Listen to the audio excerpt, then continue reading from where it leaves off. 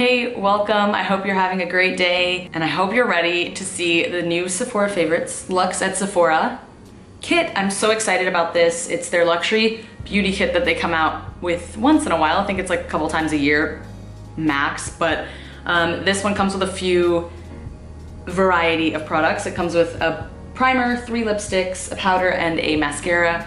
So we'll test these out and see how they are. I don't think I was particularly impressed with the last ones. So if you wanna see more reviews like this and try-ons, please subscribe to my channel somewhere below here because I pretty much buy every single Sephora Favorites set and I review and try on every single Sephora Favorites lip-based set. So if you wanna see more reviews, swatches, I will also link my playlist up here. I've pretty much done like every set in the past like 2 years, so check that out. I hope you enjoy it.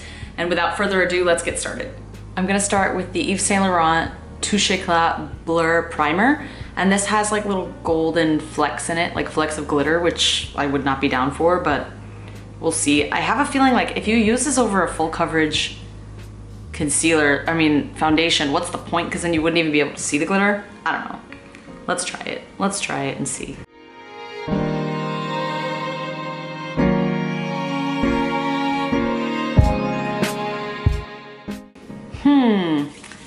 Let me know if you see any difference. I feel like when I tried it on my hand, I could see quite a difference, but I don't know if I can really see a difference on my face. But let me know what you think. I mean, well, no, you know, looking now, I kind of see it. I don't know, I want your opinion, so let me know in the comments. Hit me up. It has an interesting smell, but it seems like a all right primer. I don't know how well it primes, but in terms of the blur effect, I do see it, and I think as it's kind of settling on my skin, it's more obvious. If you've tried this, though, let me know. Unfortunately, I feel like all the YSL products I've tried so far have just not really blown me away.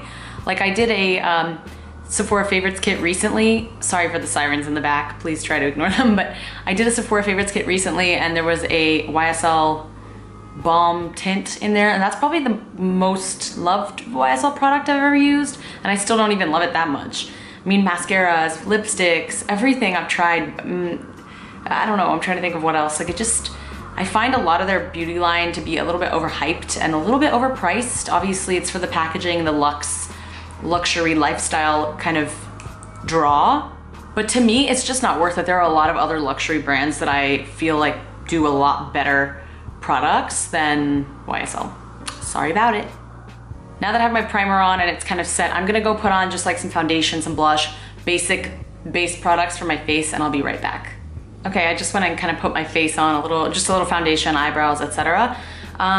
I would just like to say while putting on all of that stuff, I did feel like the primer, because it blurs, is really heavily silicone based, and I feel that. It's like really slippery, silicone-y feel when I was applying concealer and whatnot.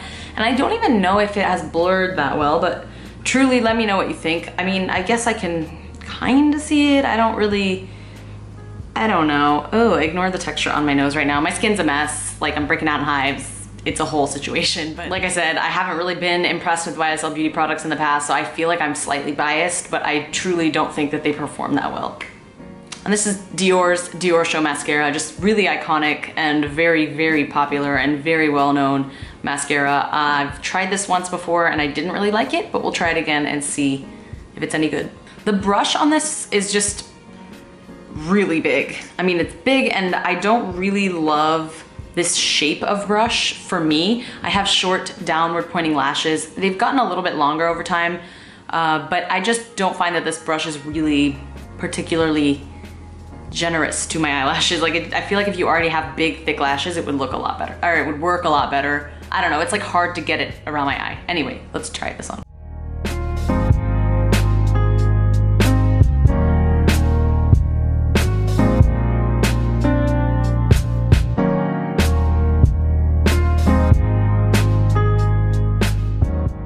I'm gonna stop right here because I'm already annoyed. Like I said, the brush is just too big for my eyes, and there's mascara all over my eyelids already, but I just don't feel like it's putting any product on. Like the brush is so big, it should be able to absorb a lot of product, and I just feel like I had to keep going over and over and over, and it's still like, it really does not look good. I'm pretty sure like L'Oreal Lash Paradise or Voluminous or something would be so much better than this. It's like $5 from the store compared to this. This is a no-go for me. I really haven't liked any of the mascaras from these luxury sets. Last time I hated the Dior mascara as well. It was the Pump and Volume one. And then I did kind of like the YSL The Shock mascara, but I think it flaked and smudged on me. I digress. I will go for the Hourglass powder. It's their Hourglass Veil Translucent Setting Powder. Just your basic translucent powder, but very expensive.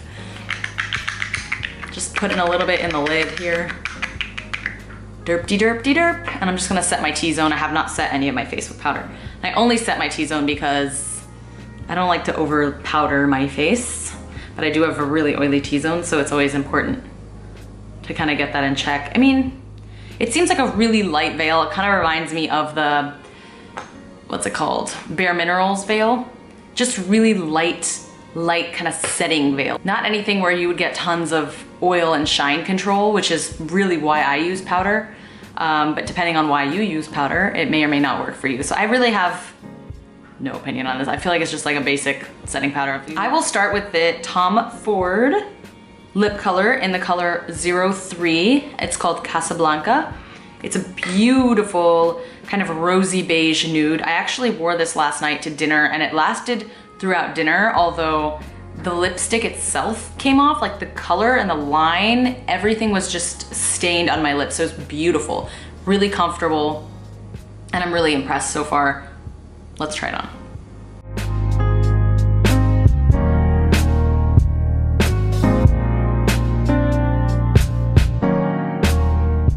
So this is number 03, Casablanca. I really like the color. It's not something I would necessarily gravitate towards on a daily basis. I've been into a lot like less pink nudes lately, but that's my own personal preference, but I think the formula is gorgeous. I think the color is very versatile for a lot of skin tones.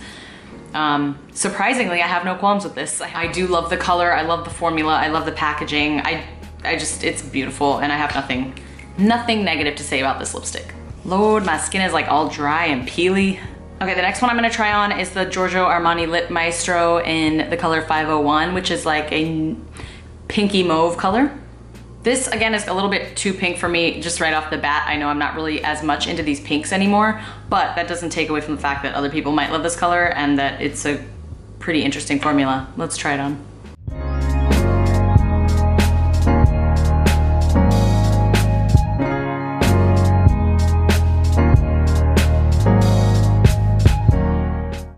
Okay, excuse my slightly messed up application. Feels really thin, doesn't really feel like a regular liquid lipstick. It's not as watery. It's a little bit more like fluffy. It feels like a little fluffy, cloudy lipstick. I don't know how to explain it. I actually wore this today at work and wiped it off right before lunch, but it was kind of, it's weird because it kind of, although it's a liquid, it kind of started going outside of my lip lines, a little bit feathering. I actually did buy a clear lip liner, which I've been talking about for months, but I didn't want to use that because I wanted to test the product out by itself completely and not have anything kind of influence my decision, but not a huge fan. It's nothing like impressive. I don't know. I feel like with these luxury products, it really takes like a really impressive product to justify the price point and or the packaging, because I'm also a packaging fiend. It's a really nice product and it goes on very comfortably and whatnot, but it's just not my cup of tea. I know it's received glowing reviews from everyone, so definitely not knocking it this time because it's just my preference, but out of the two, I definitely like the Tom Ford better, although they're both great lipsticks. Next, I'm super excited to try the Pat McGrath Matte Trance Lipstick in Flesh 3. I've never tried a Pat McGrath lipstick before. They're just so cute. I know they sold like a mini trio that was pretty popular. It's like scary how matte this looks, like terrifying how matte this looks. Like there is no shine and it's so matte that I can almost see like the dryness in it. I don't know, I'm scared. I'm scared. Let's try this on, YOLO.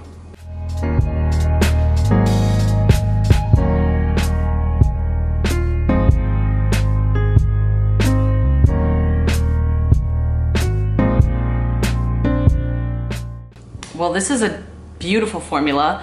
The color on first glance and upon first application kind of reminded me of Charlotte Tilbury's Bond Girl with a little less berry and a little more brown. It's a little darker as well and a lot more opaque. Even though this is a dry matte lipstick and I just wiped my lips off with micellar water and put no moisturizer on top, so my lips are super dry, this just like glided on my lips with no, like it was just effortless. I'm really impressed with this formula, but I'm not surprised because I know Pat McGrath's lipsticks are really popular and really, I mean, well received, and that's definitely for a reason. So the formula is comfortable, it feels nice, and it's just so cute. The packaging's so cute with the little lips on it. Honestly, I like all three of the lipsticks. I'm pretty impressed.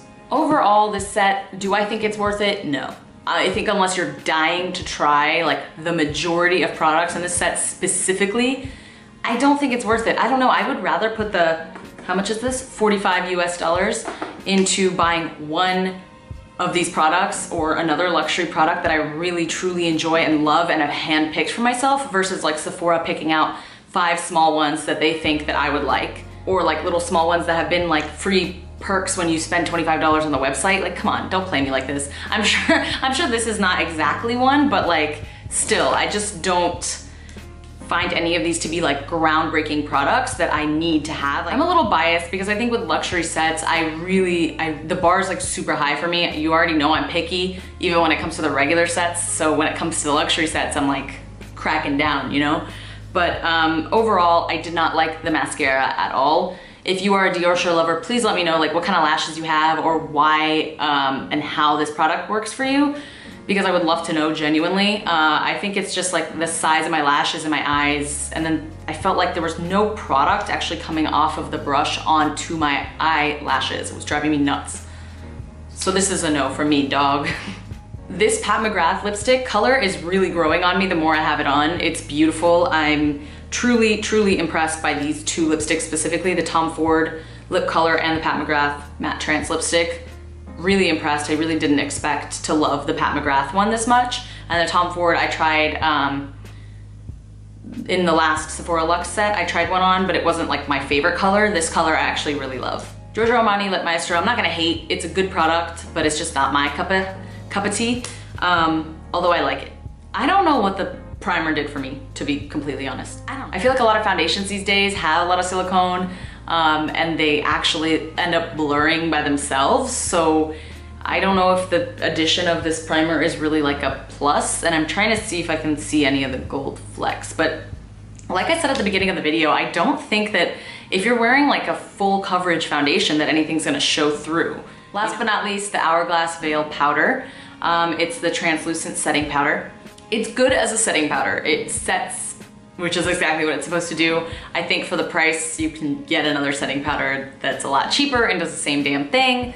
Thank you so much for watching. I hope you enjoyed this video, and I hope you enjoyed my thoughts on this set. Please let me know what you think. Let me know if you'll be buying it, etc. Don't forget to subscribe if you want to see more, because like I said, I do pretty much buy every Sephora Favorites set that has any majority lip products in it. So if you're interested in stuff like that, sub to my channel, and I will see you in my next video.